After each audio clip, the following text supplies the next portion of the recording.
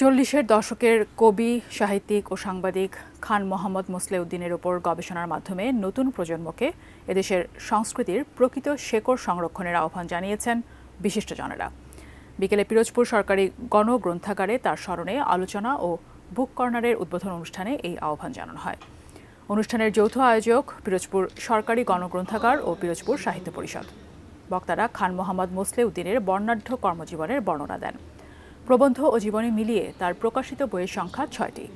মানুষের দুঃখ দুর্দশার কথা উঠে এসেছে এসব গ্রন্থে।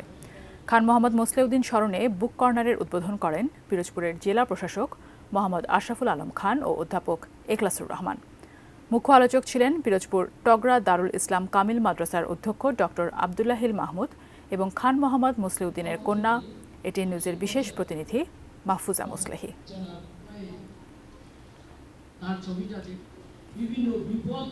বাবা, তুমি তো আমার বন্ধু পরম। বাবা, তুমি তো আমার আমৃত্য আলোক।